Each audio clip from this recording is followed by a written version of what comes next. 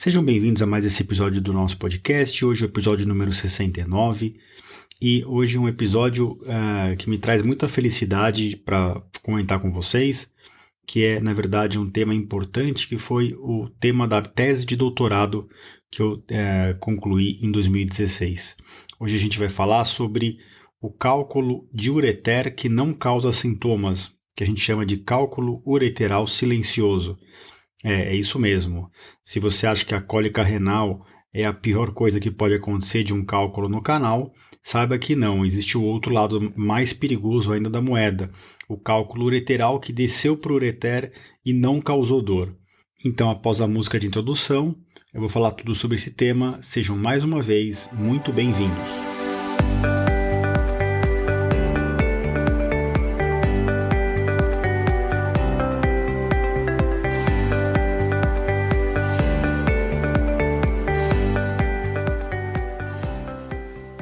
Bem-vindos ao podcast Conversa Aberta com o Urologista.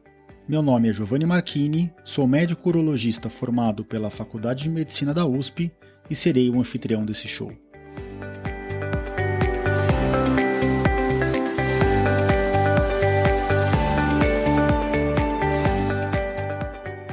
Nesse podcast, queremos compartilhar conhecimento confiável e de qualidade sobre saúde.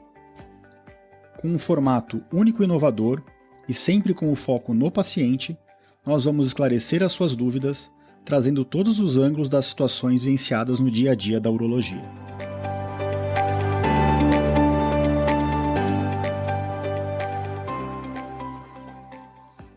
Sejam então bem-vindos de volta ao nosso podcast e antes de passar para o tema de hoje, como sempre, eu gostaria de fazer alguns agradecimentos.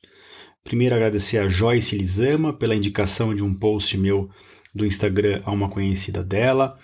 Um agradecimento especial a Meire Saldanha por um elogio muito considerável também em outro post do Instagram.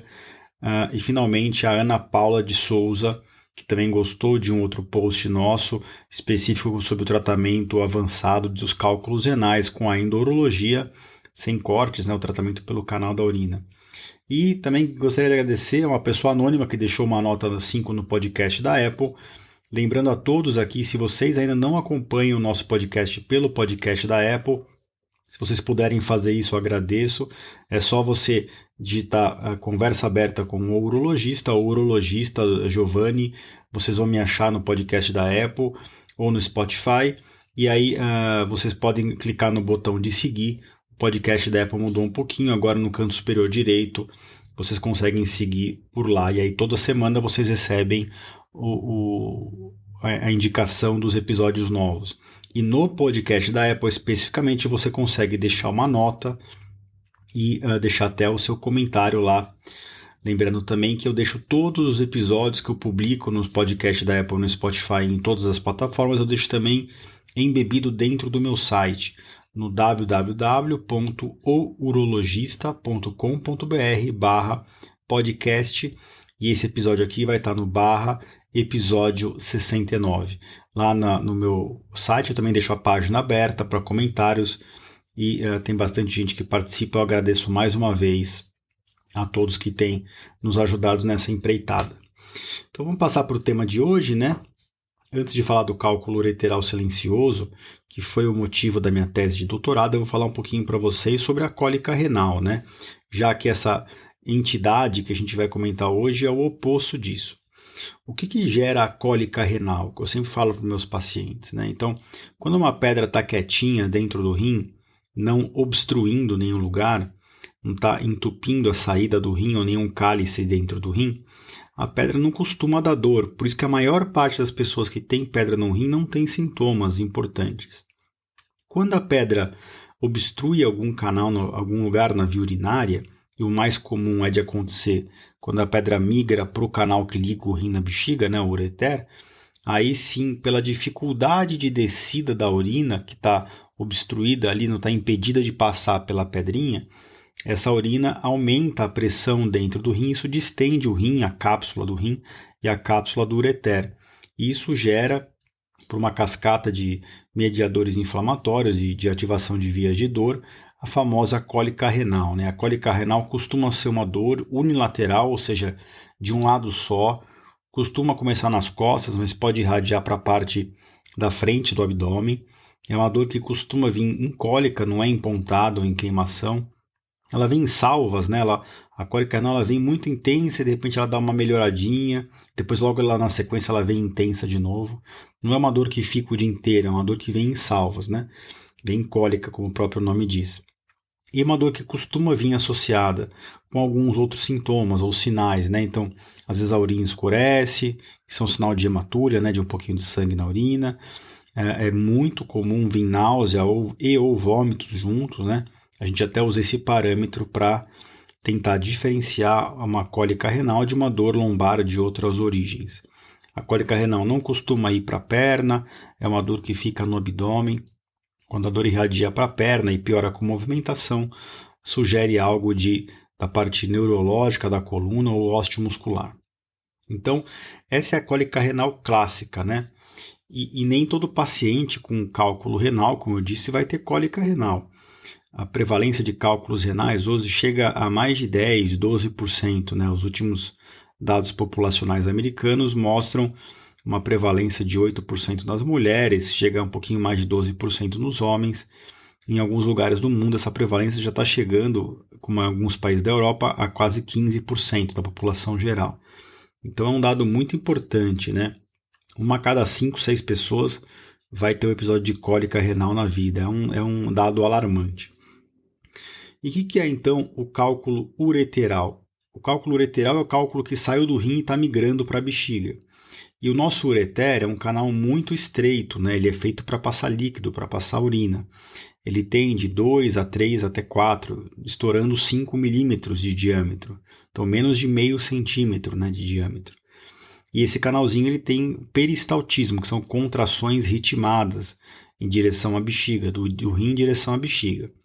Quando o cálculo desce do rim para a bexiga e entra nesse canal, se ele tem um diâmetro maior do que esse canal, ou se em algum momento ele causa algum edema, algum inchaço no canal, o cálculo trava nessa posição e começa a obstruir a descida de urina do rim. Isso gera aquela cascata de eventos que eu comentei agora, que culmina, né, que termina com a cólica renal clássica. Mas existe uma entidade que é um pouquinho diferente, que é o cálculo ureteral silencioso. E apesar de todo mundo ter medo de uma cólica renal, eu digo para vocês que a dor é um sinal do nosso corpo de que algo está errado. Assim como a febre costuma ser um sinal de que a gente está com uma infecção e o corpo está esquentando para tentar combater o vírus ou a bactéria, a dor é um sinal de que tem alguma inflamação, de que tem algo que precisa ser olhado, que está fora do habitual, né, do nosso corpo. Então, quando a gente tem uma cólica renal, a gente vai direto para o pronto-socorro ou liga para o nosso médico. Ninguém fica em casa sem tomar nenhuma atitude com uma cólica renal. E é aí que mora o perigo de um cálculo que desceu para o canal da urina e que não está gerando sintomas. Então, por definição, o cálculo ureteral silencioso é aquele cálculo que foi descoberto no ureter em um exame de imagem, geralmente uma tomografia ou um ultrassom, e que não está causando nenhum sinal ou sintoma, não está gerando dor, não está gerando febre, não está gerando nenhum sintoma abdominal, não está causando sangue visível na urina. Então é um cálculo que foi descoberto no canal por acaso, né? E a gente tende, né, a pensar, pô, mas se não está dando dor, então será que eu preciso realmente tratar? E a resposta é sim, tá? Eu vou explicar para vocês por quê.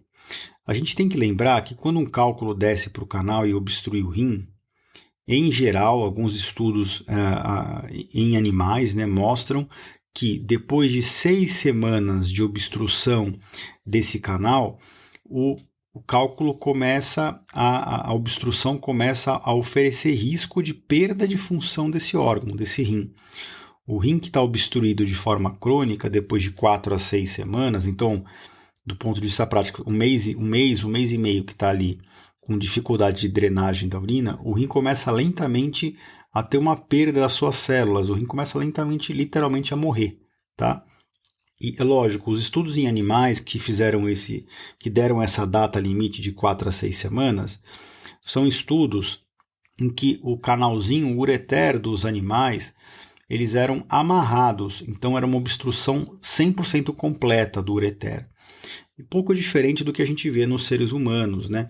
Em que quando o cálculo desce para o ureter, às vezes a obstrução é completa, mas às vezes não. Às vezes ainda passa um pouco de urina, mesmo o paciente tendo dor, na hora que o canal dilata, às vezes acaba conseguindo passar um pouquinho de urina lateralmente ao redor da pedra, entre a pedra e o ureter. Então, como a gente não tem como fazer um estudo em seres humanos, porque do ponto de vista ético não tem sentido nenhum, né? Ninguém vai fazer uma pessoa perder o rim dela só para descobrir esse tempo máximo que um cálculo pode ficar no ureter sem oferecer risco, a gente extrapola dos estudos animais que, uma vez que a pedra desceu para o canal, a gente não deve esperar mais do que 4 a 6 semanas, porque em teoria, a partir desse momento, o rim poderia lentamente a perder a sua função, e hoje o que a gente mais quer, até porque as pessoas estão vivendo mais de 100 anos, é preservar a função do rim dessas pessoas. Em que situação que isso é muito importante, né? Que eu já comentei aqui em outro episódio do podcast. Quando a gente tem um cálculo, desce para o canal e que deu dor, tá? É um pouquinho diferente do que a gente está comentando hoje, mas o cálculo deu dor, você foi para o pronto-socorro, controlou a dor e foi para casa com remédio para tentar eliminar essa pedra. Então, como eu já comentei no outro episódio, você não deve esperar tomando remédio para dilatar o canal mais do que 4 a 6 semanas, tá? Porque a partir daí, se a pedra continuar lá, o seu rim começa a ficar sob risco, né, de perda definitiva de sua função. Então esse que é o raciocínio para o máximo de tempo que a gente pode esperar com uma terapia expulsiva. E um detalhe importante é lembrar que o fato de não ter mais cólica, não ter mais dor depois daquele dia que você foi no pronto-socorro, e que você tomou um remédio na veia, né, um Tramal, um Profenid, uma Dipirona, um Buscopan, o que for, depois que você resolveu a dor e foi para casa com remédio, mesmo que você não tenha recidiva dessa dor, mesmo que você fique super bem, sem nenhum sintoma, é obrigatório, é mandatório fazer um exame de imagem para ter certeza que a pedra saiu, mesmo sem sintomas. Porque se a pedra estiver lá, mesmo que ela não esteja causando sintomas, tem que tirar a pedra, exatamente para não perder a função do rim. E esse é o grande perigo, né? É o grande risco de um cálculo ureteral silencioso. Primeiro, que pelo fato de não estar dando dor, a gente não sabe há quanto tempo ele está ali, dentro do ureter. A única forma de saber isso em alguns pacientes é se o paciente tem algum exame de imagem prévio, aquele do diagnóstico, né? Então vamos supor, esse episódio aqui vai ao ar agora no meio de setembro, no final de setembro. Vamos supor que eu faço o diagnóstico, o paciente meu fez uma tomografia e descobriu um cálculo no ureter. Inclusive isso aconteceu com um paciente meu na semana passada, por incrível que pareça. Na quarta-feira passada eu pedi uma tomografia, o paciente retornou comigo na sexta, e ele tinha um cálculo no ureter de 5 milímetros e ele não tinha sintoma nenhum, né? O que foi a primeira coisa que eu fiz com ele? Primeiro eu perguntei, realmente esmiucei sintoma por sintoma, ele não tinha sintoma mesmo. E aí a gente pensa, né? Há quanto tempo será que essa pedra está aí? Será que a gente pode esperar? Ou será que a gente tem que tentar intervir o mais rápido possível? No caso desse meu paciente, o rim não tinha tanta dilatação e a parte sólida do rim, o parênquima, estava preservada. Então, isso são bons sinais, né? Na minha tese de doutorado, muitos dos pacientes que tinham esse cálculo ureteral silencioso, eles já tinham um rim bem dilatado, com um parênquima mais fino. Isso demonstra que o cálculo está lá há mais tempo. E aí, o que eu fiz com esse paciente da semana passada? A primeira coisa que a gente fez foi ver os sintomas, que realmente não existiam, e o segundo passo foi tentar achar algum exame de imagem antigo para ver se a pedra já estava lá ou se tinha sinais indiretos de dilatação do rim, para saber se a pedra já tinha descido para o canal ou não. Porque infelizmente a gente não encontrou exames de tomografia de abdômen nem ultrassom do último ano ou 2 anos desse paciente, ele só tinha feito o exame de tórax. Mas quando a gente encontra um exame, por exemplo, de 3 meses atrás, e essa mesma pedra estava dentro do rim, a gente sabe que essa pedra está no canal há no máximo 3 meses, que é a data daquele exame, né? Já quando não tem o exame prévio, que é a maior parte dos casos, aí a gente não tem como definir há quanto tempo o cálculo está lá. E o que a gente fez na minha tese de doutorado? Além de pedir esse exame de imagem, que o paciente chegava geralmente com ultrassom, a gente fazia a tomografia, A gente avaliou o grau de dilatação que tinha no rim e nós realizamos o exame que chama cintilografia renal, né? Estática, com DMSA, um exame que vê a função de um rim em relação ao outro. E o que a gente viu no nosso estudo foi que a imensa maioria dos pacientes já tinha um déficit de funcionamento desse rim. Então, o cálculo ureteral silencioso, o mais comum é que quando ele é descoberto, ele já comprometeu um pouco a função do rim e já está causando dilatação nesse rim, tá? Que a gente chama de hidronefrose, né? Hidro de líquido, de água, nefrose é de aumento do tamanho do rim, né? Então, esse é o grande risco do cálculo ureteral silencioso, o risco de perda silenciosa de um rim, né? E hoje em dia, nós nascemos com 2 rins, mas a gente tem que preservar a função renal a qualquer custo, tá? Então, esse é o grande perigo. Lógico, existem outros perigos. Esse cálculo pode ficar sintomático em algum momento, esse cálculo pode gerar infecção urinária nesse rim que está obstruído pela estase, né, pela urina estar represada ali dentro desse rim. E tem um outro risco que eu vou comentar mais para frente, que é o risco de um cálculo ureteral silencioso ser um cálculo impactado, né? O cálculo impactado, por definição, é um cálculo que está naquele mesmo local, inflamando o canal há mais de 3 meses. E a gente sabe que é diferente ao tratar um cálculo que migrou para o canal há 2 dias, do ponto de vista cirúrgico, do que um cálculo que migrou há 2 anos. Quando a gente vai tratar endoscopicamente por dentro do canal, o que a gente encontra nesses cálculos silenciosos que estão impactados é um ureter todo dilatado para cima da pedra, um ureter com bastante inflamação ao redor da pedra e às vezes até a mucosa, né, a camada interna do ureter já recobrindo a pedra com algum grau de fibrose, de cicatrização nessa região. Então, um outro risco que eu queria comentar com vocês é o risco de estenose do ureter, de estreitamento do canal. Como que eu vou comentar isso mais para frente, tá? Então, como que a gente trata um cálculo ureteral silencioso? Apesar do cálculo não dar sintomas, o tratamento respeita muito os guidelines de tratamento, dependendo do tamanho, da posição. Em geral, você pode até fazer a litotripsia extracorpórea quando é no ureter alto, perto do rim, mas como os cálculos ureterais silenciosos costumam ser impactados com bastante inflamação ao redor, a litotripsia extracorpórea, aquela de bater por fora, é uma modalidade que funciona mal para esse tipo de cálculo, não é uma ótima escolha. Então, quando o cálculo é muito grande no ureter, a gente costuma ir por via endoscópica, para tratar por dentro do canal, geralmente de baixo para cima, né, pela via do pênis ou da uretra na mulher. E se o cálculo for muito alto, perto do rim e muito grande, você pode ir por via percutânea, espetar o rim, né, dilatar o rim e buscar o cálculo por cima, tratar o cálculo por cima, né, entrando no rim e descendo pelo canal, que a gente chama de via anterógrada, né, diferente da via retrógrada, que é a via mais feita, que é a ureteroscopia tradicional. A gente ainda pode tratar também por vídeo esses cálculos, né, por videolaparoscopia, principalmente ou por robótica, né, quando o cálculo é muito grande e está na parte do canal que é mais próxima do rim. Não temos estudos prospectivos, né, de longo prazo, com grupos randomizados, comparando as técnicas, nem para cálculos sintomáticos, nem para cálculos assintomáticos no ureter proximal. Então, esses estudos estão em andamento para cálculos sintomáticos. Para cálculos assintomáticos, eu suspeito que isso nunca vai acontecer, já que a prevalência dentro de todos os pacientes operados de cólica renal, de cálculo ureteral, só 5%, 4 a 5% dos pacientes possuem cálculo silencioso. É uma minoria dos pacientes, né? Só que essa minoria dos pacientes merece um destaque especial pelo risco de comprometimento da função do rim e pelo risco que eu vou comentar agora, né, que eu já dei uma pincelada. O que a gente tem que esperar do tratamento, né, do cálculo ureteral silencioso? Será que o rim vai melhorar? Isso é sempre uma ansiedade, né? Era uma ansiedade nossa antes de realizar o estudo e sempre foi e sempre vai ser uma ansiedade do paciente que está sendo tratado. O meu rim vai murchar? Essa dilatação vai sumir? O meu rim vai melhorar a função? O meu rim vai ficar bem? Então, o que a gente pode esperar do tratamento, né, seja qual for a modalidade escolhida?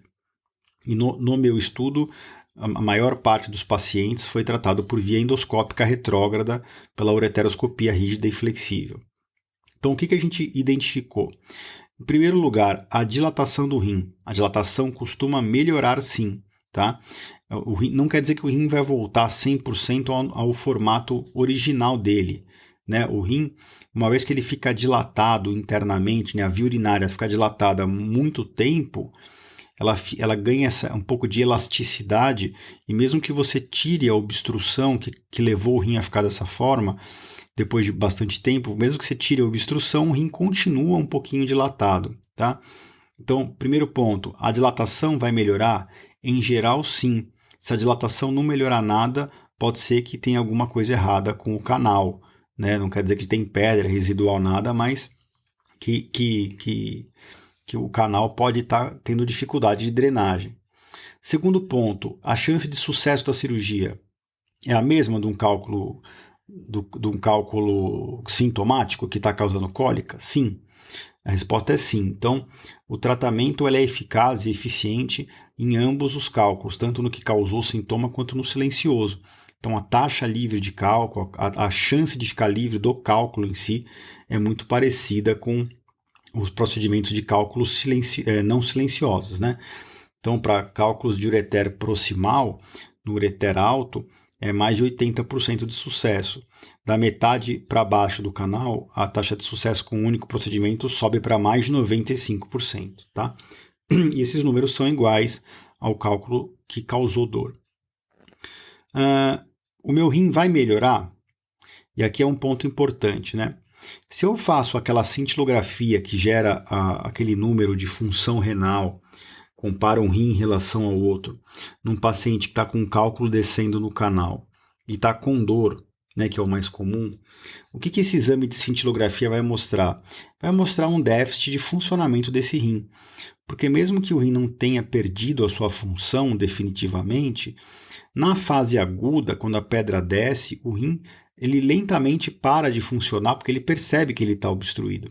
Então, se eu fizer uma cintilografia renal para todo paciente meu que está num episódio de cólica renal aguda, vai mostrar um pouco de disfunção desse rim em relação ao rim contralateral, em relação ao rim do outro lado. Isso é sabido, assim como no cálculo silencioso. Tá? No cálculo silencioso, a função média do rim, do lado que está o cálculo silencioso, no meu estudo foi 32%, 33%, comparativamente ao rim contralateral, que completa os 100% de função renal. Né? A cintilografia, a soma dos dois rins sempre dá 100% na cintilografia renal estática. Então, se deu 30% no rim que está com o cálculo, silencioso deu 70% de filtração do sangue pelo rim do outro lado do rim bom. Agora, qual que é a diferença? Quando eu trato o cálculo silencioso, esse número da função renal não melhora. Então, se o rim tinha 32% de função e o rim do outro lado tinha 68%, né, completando 100%, depois do tratamento, isso praticamente não vai mudar. Diferente de quando eu trato um cálculo que está no ureter que está causando dor. Né? Quando um cálculo está no ureter e está causando dor, e a gente fez uma cintilografia, depois que eu tiro a pedra é que a dor melhora e que o rim volta a funcionar normalmente. Por ser um quadro agudo, a cintilografia renal ela melhora sim. Então o rim volta a funcionar de forma muito simétrica com o rim do outro lado. No cálculo silencioso, não. O rim continua com a mesma função de antes da cirurgia. Isso não quer dizer, então não vale a pena operar, né? Então, já que não vai mudar nada. Na verdade, a nossa interpretação é exatamente o contrário. A gente acha que operando e tirando a pedra que está causando essa obstrução crônica no rim, você vai parar de deixar o rim piorar. Você interrompe esse processo que está matando o rim. E aí o rim fica onde ele parou, né? Se o rim está lá funcionando 40%, ele vai continuar com 40%. Se ele está com 20%, vai continuar com 20%. É importante saber que o tratamento estabiliza a função do rim. Tá? E a cintilografia renal não é um exame que a gente pede de rotina, tá? Só para ficar claro, antes de tratar cálculo ureteral. Né? Hoje, quando eu trato um cálculo ureteral silencioso, muitas vezes eu peço uma cintilografia, até para mostrar para o paciente e para eu mesmo saber como é que está funcionando esse rim antes de tratar. Mas numa cólica renal, a gente nunca faz isso, porque é um exame que é demorado e o paciente não pode ficar esperando para tratar o cálculo ureteral dele, ele tem que tratar logo. Já quando o paciente vem em consulta com cálculo ureteral silencioso, que ele está sem dor e está sem pressa de tratar, a gente orienta, às vezes pede a cintilografia, mas também orienta que quanto antes tratar, melhor. Então vamos lá, já falamos de chance de sucesso, já falamos de como evoluir a dilatação do rim, a hidronefrose, que melhora, a taxa de sucesso é alta, querendo um cálculo com sintomas. Já a função renal estabiliza, né? Não melhora diferente do que um cálculo ureteral com sintomas acontece, né? E tem um comentário final que eu queria dizer para vocês, que é exatamente o que eu comentei lá atrás, que é o risco de estenose, de estreitamento do canal. Nós sabemos de literatura, de estudos científicos com grande número de pacientes, que a incidência de estreitamento do ureter, de uma cicatrização exagerada, né, um surgimento de uma fibrose importante no canal da urina que liga o rim na bexiga, chega a menos de 1% nos procedimentos de ureteroscopia para cálculos sintomáticos. Tanto que a gente quase nem comenta muito isso com os pacientes, porque realmente é um evento raro, né? De cada 100 pacientes, um vai ter, ou menos de um vai ter. Então, a cada 200 pacientes, um vai ter, ou 2 vão ter um estreitamento no canal. Às vezes por causa do procedimento, mas o mais comum é que seja por causa da própria pedra, né? Da inflamação que aquela pedra causou. A pedra foi retirada, foi deixado um catéter duplo J, e depois que a gente tira esse catéter, o canal pode cicatrizar de forma exagerada e dificultar a descida de urina do rim. E é por isso que depois de toda a ureteroscopia, idealmente depois de 4 a 8 semanas, né, em geral 6 semanas, a gente faz um exame de imagem, de controle, um ultrassom. Não é para ver se ficou pedra, é para ver se o rim não dilatou. Se o rim dilatar, é um sinal indireto de que pode ter um estreitamento no ureter. Detalhe importante, qual que é a incidência de estenose de ureter depois do tratamento de um cálculo silencioso que era impactado, né? Isso vale para os dois, na verdade. Mesmo o cálculo com dor, se está lá há mais de 3, 4 meses, a incidência de estreitamento do ureter é alta. Então, na minha tese, chegou a 7%.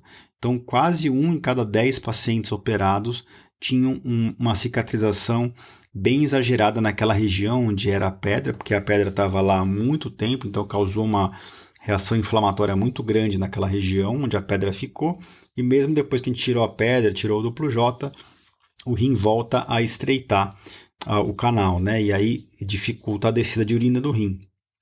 E qual que é o grande perigo aqui, gente? Então, se eu trato um paciente que está com cólica renal e depois da cirurgia, tirei o duplo J, depois de 4 semanas aparece uma estenose no ureter, essa estenose costuma vir com dor no paciente que teve cólica renal, né? E lembra, essa incidência é menos de 1%.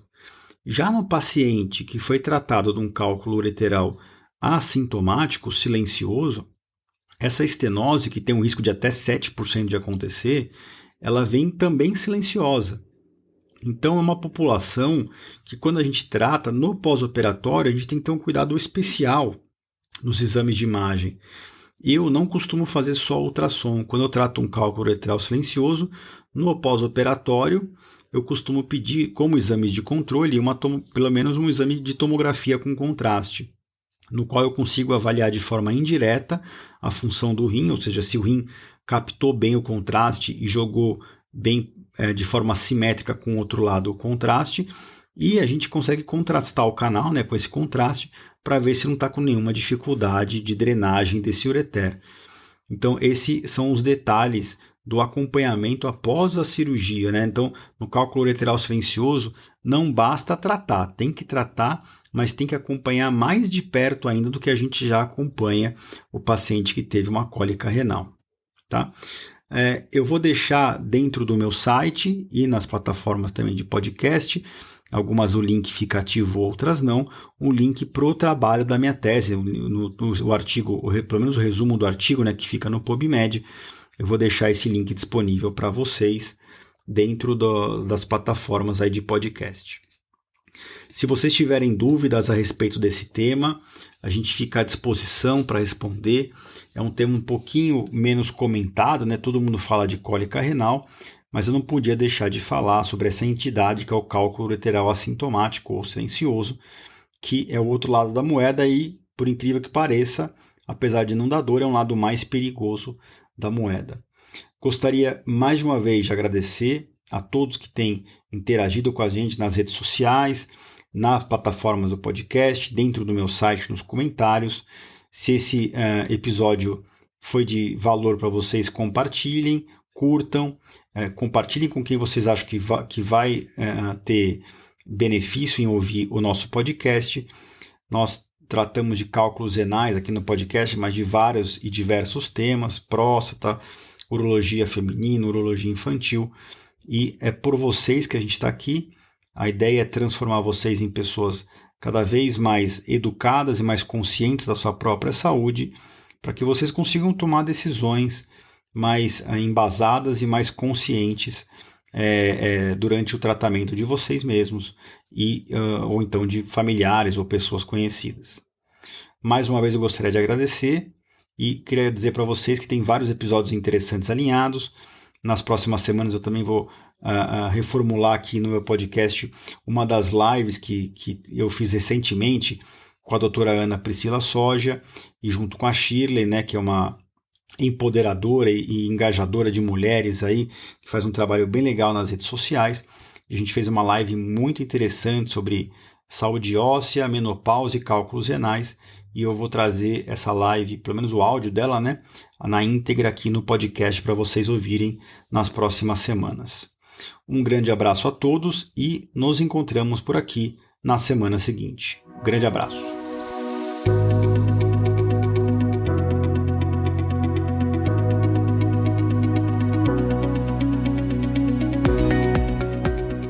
Você ouviu a mais um episódio do podcast Conversa Aberta com o Urologista. Mais uma vez, obrigado e até o próximo.